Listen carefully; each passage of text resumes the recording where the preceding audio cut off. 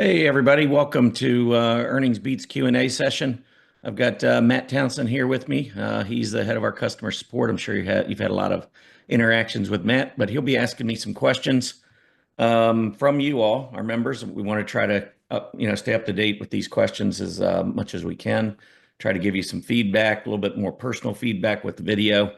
So we got a few questions today, Matt. So why don't you take it away? What we got first? Absolutely, absolutely. So we actually got a little bit more today, more than normal, but that's a good thing. It means Yeah, more action, more interaction. yeah, more So interesting. first, first question is going to be a new member question from John. I think he wrote in last week, but just following up. Do you have an in-depth education how to recharge, what to look for? How does stock charts integrate with the EarningsBeats site? And do you need to be a stock charts full benefits member to enjoy EarningsBeats? Yeah, we don't have a training course per se. I mean, we've talked about it. I mean, that obviously would be an ambitious undertaking for us, but so we don't really have. We've got a lot of webinars on the site, so you've got a lot of educational material there. You can go back and look at some of the webinars that we have on our website. And then we do a lot of these shows. I mean, yeah, we're kind of following the market, but there's a lot of education in what we do, or at least what we try to do. So you could get, just by being around us and following us, I think you're going to get pretty good education in terms of trading and all. As far as the interaction with stock charts, we're not financially affiliated with stock charts in any way. But I've used their platform for 20 years. I know, a lot of the folks there are right over at stock charts. And so obviously in providing our service at EarningsBeats, we use the stock charts platform. And so it's definitely beneficial to be a stock charts member and also an EarningsBeats member simply because it provides you access to a lot of their tools that we use. So perhaps the biggest one is the chart list feature. We put these chart lists together at EarningsBeats, but we use the stock charts platform. And if you're a extra or a pro member over at stock charts, you can take all of our work, all of our research and things that we've put into these chart lists. You can download them right into your stock charts account. So it's much more convenient. I think it makes a lot of sense. Again, other than going to a broker, I mean, I'm on the stock charts website all day long, creating the content, studying the charts, whatever. So I would just say that it's definitely beneficial. I don't know exactly the cost for the different levels. I know that the problem with the basic service over there is you only get one chart list by default. And so your chart lists are going to give you your default. You can't download anymore because that level of service at stock charts only allows you to have one chart list. But I think if you step up to the extra, I believe you get like 500 chart lists. It's at least 250, something like that.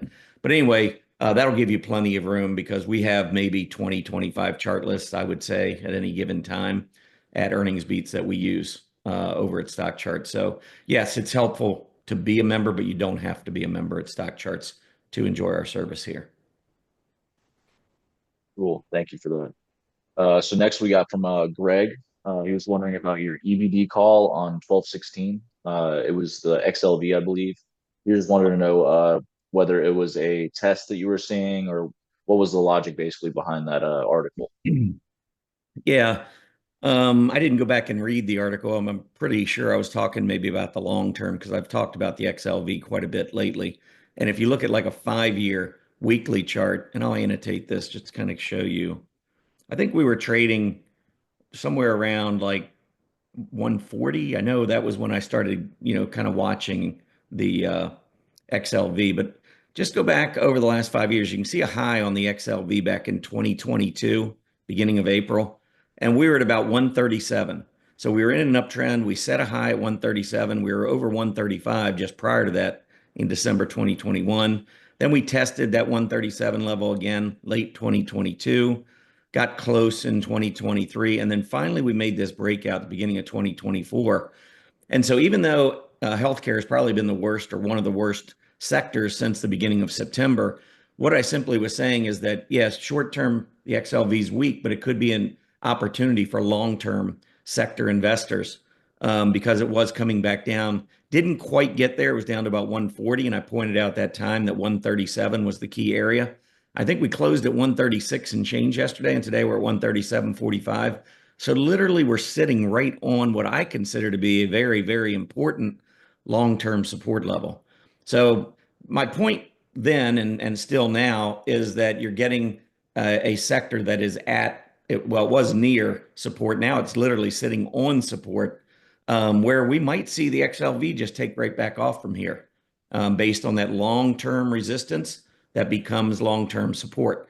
Now, if you want to keep a stop really tight, I mean, if we, continue to go down, I don't know if you want to keep the stop at 135, 136, but if you close below that level, and keep in mind, this is a weekly chart. Today is Friday, so this candle will be final today.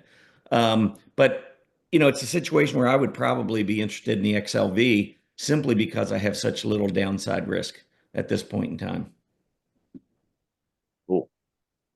All right, up to the next one. We got Keith. He's asking to set up a consumer discretionary relative to the consumer staples, hoping to see it without Amazon and Tesla. He says that they make up about 40% of the weight. And I feel like it would make a big difference to see the stocks removed. Yeah, that I got mixed feelings on that one. Actually, I don't have mixed feelings. I'm not a big equal weighted fan. I'm not really big about taking out the most important components in an index to see how the index is doing, or an ETF. So, I mean, I'm not aware of a discretionary ETF that excludes Tesla and Amazon. I don't, maybe there's one out there. There seems like an ETF for everything these days, but I'm not aware of one.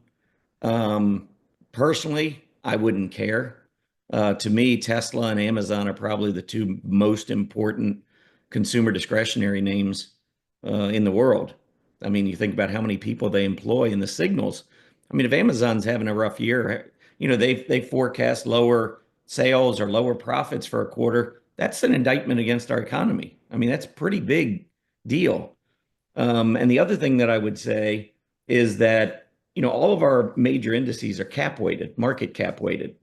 And so our major indices, if you're trying to figure out where our major indices are going, you really can't ignore those trillion-dollar companies because they're such a huge part of our index. There were a lot of folks that were saying the S&P 500 back in 2023 and early 2024 that the S&P 500 couldn't go higher because it was being led by the Mag 7 stocks, and that we didn't have a whole lot of breadth. There was no breadth to support the move.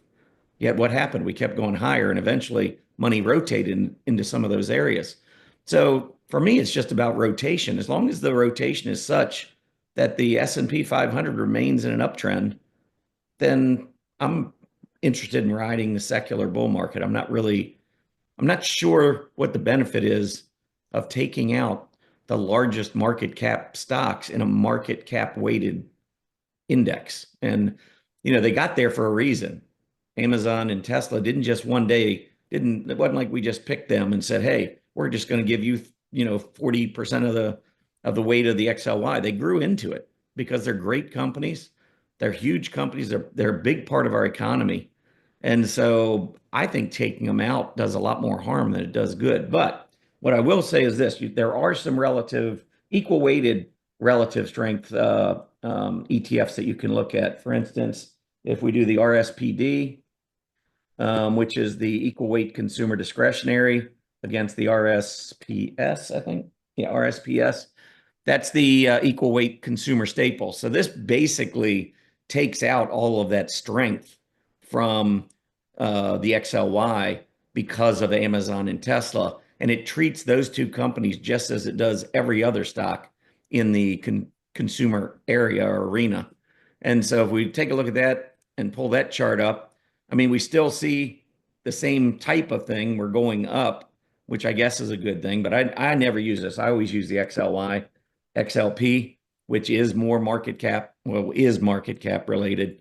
And you can see that's going up as well. So both at this point in time are telling us the same thing. But the one I paid most attention to is the XLY, XLP. And again, the reason I do that is I'm trying to use this ratio as a indicator for the S&P 500, which direction I think the S&P 500 will go.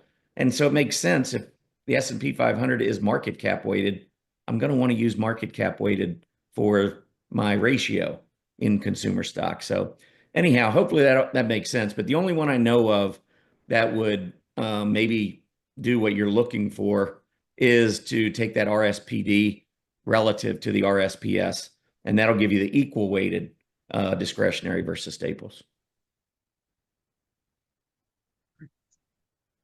So next, we have a couple small cap questions. Actually, we'll just group them all together. It's from Ed, Mark, and Anil. So Ed's looking for comments on the small caps after Wednesday's selling. Mark and Anil are looking for projections of small caps for the future. So just any comments you got now that the Fed is behind us?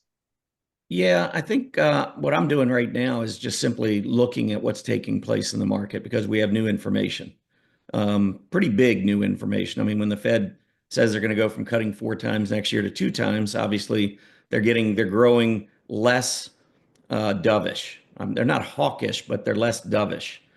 Um, my feeling on, what happened on Wednesday, a couple of things come to mind. Number one, I'm not shocked. We've seen this Fed waffle back and forth for the majority of the last 5 years. So trying to decide exactly what they're going to do next is not really that possible. I thought Fed Chief Powell was pretty adamant back in, I think it was late August at the Jackson Hole meeting. I think it was on August 23rd when he came out and he said that Fed policy is changing. That we're no longer worried about inflation so much. It's now, they're starting to turn their attention to the economy. So you want to take their word for it. But then here we are. It's only been 3 months later. I haven't really seen any horrible inflation news. I mean, most of it's coming on, in line with expectations. And yet now all of a sudden inflation's a bigger deal than it was just 3 months ago. And so I think it's just we're sending a lot of mixed signals. The other thing I think it's important to keep in mind, back on Tuesday, um, we had our Max Payne event, and we talked about the fact that there was a lot of in the money call premium. And that obviously one thing that would really benefit market makers is for prices to come back down so that they could pay out a lot less in terms of net call premium. And I even pointed out an example, and I gave Tesla as an example. Tesla was trading up 470 something, I think. I don't know where it was on. Let's take a look here. Yeah, Tesla was at the close on Tuesday was at 480 and got as high as 486 or 7 or something like that on Wednesday. But we had talked about on Tuesday, I said, don't be surprised. I think Max Payne was something like 307 on Tesla. And I said, don't think we're going to go to 307. But we had the long-term breakout at 414. That was the prior all-time high before this latest push on heavy volume. And I said, I wouldn't be shocked if we were down to 414. I thought, if the Fed said something, I thought the Fed could be the catalyst to really drive prices lower. Obviously, if I knew it for sure, I could have definitely repositioned and done a lot better myself than I did. But Tesla this morning, I was looking at it. It was probably around 8 o'clock this morning. I was looking pre-market, and Tesla was trading at 415, $1 above the 414 level that we talked about on Tuesday evening. And that's when the stock was trading at 480. And probably anybody who heard me thought, yeah, right. Tesla's going to drop, $65 in 3 days. Not happening. It happened. So Max Payne's another thing that we can't overlook. I mean, I'm trying not to read too much into this action because it's not shocking. But still, there is that fundamental change that the Fed has made. And what I'm looking at right now is I'm trying to follow the action. I want to know over the next couple of weeks, are folks bailing out of growth stocks? Because if I was worried about inflation, if Wall Street's worried about inflation, that's going to happen. The other thing I'd worry about is what's happening to the US dollar. Now, if we pull up the UUP,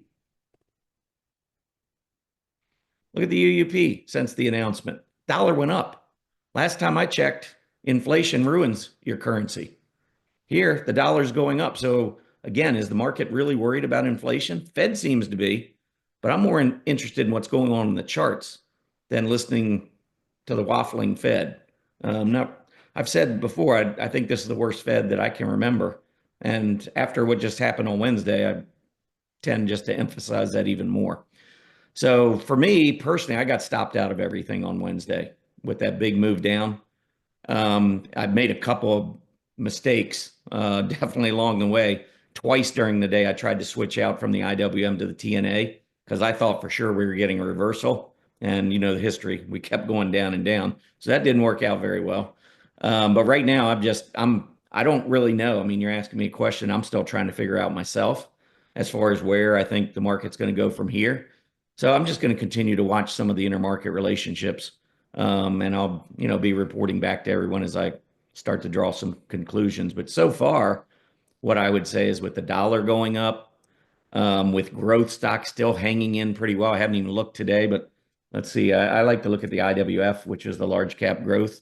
And right now that is up 0.64%. And then the IWD, which is value, is up 0.84%. So it's a little bit more toward value on the way back up. So that's not a great sign, but it's early.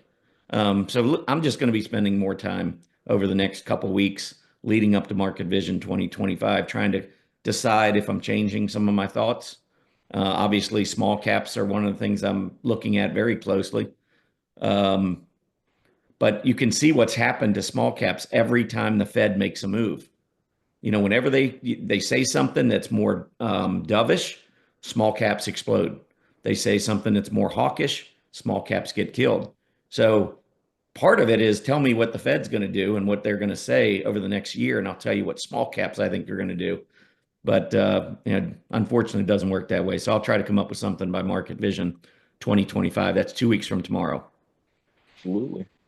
Yeah. Yeah, actually, I think you just went through and answered some questions from Bob and Kai. Oh, Basically, okay. they were wondering about the same thing. After Wednesday's action, what are your thoughts about the straight down crash? Do you fear that there's more to go? What kind of actions have you taken in your account? I think you just went through all that. So, Yeah. you said you were pretty much stopped out of everything.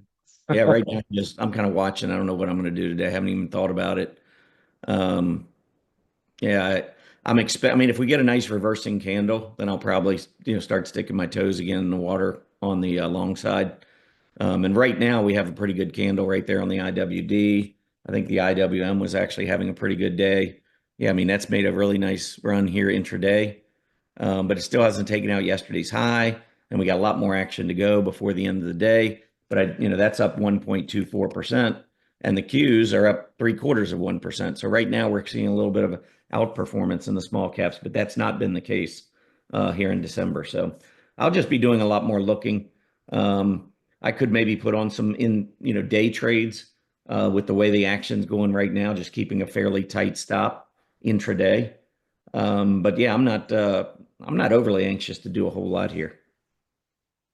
I would hesitate. I would hesitate to call this crash, though. I mean, we went down 3%, I think, on the S&P, and we went down 4% on IWM. It's kind of a pretty good shakeup after, having been bullish most of the year. And this being in the second half of December, all of those things, yeah, it's surprising, but I would hesitate to call it a crash at this point. Volatility index is one other thing I'm watching though. And you can see that's now back down under 20. So when you finish like this, you set Mm, yourself up potentially for a huge gap down. We didn't see that. We actually saw the VIX gap down as the market gapped up and was, relatively calm yesterday. And now we see it start coming back a little bit. So, I mean, I'm seeing some bullishness, but it's just hard to reconcile everything with what the Fed said. That's going to be the challenge here for the next couple of weeks. So that's it though, right, great. Matt? That's all we got. Thank you for your time, Tom. Yeah. Another Thanks. successful Q&A session. Yeah. Thanks to all the members for the questions. Yeah, this makes it a lot easier to try to go through them pretty quickly, and then the whole membership gets the benefit of seeing the questions and the answers that are coming up. So hopefully you enjoy this. Let Matt know right into support at earningsbeats.com. If you find these useful, these Q&A sessions, let us know.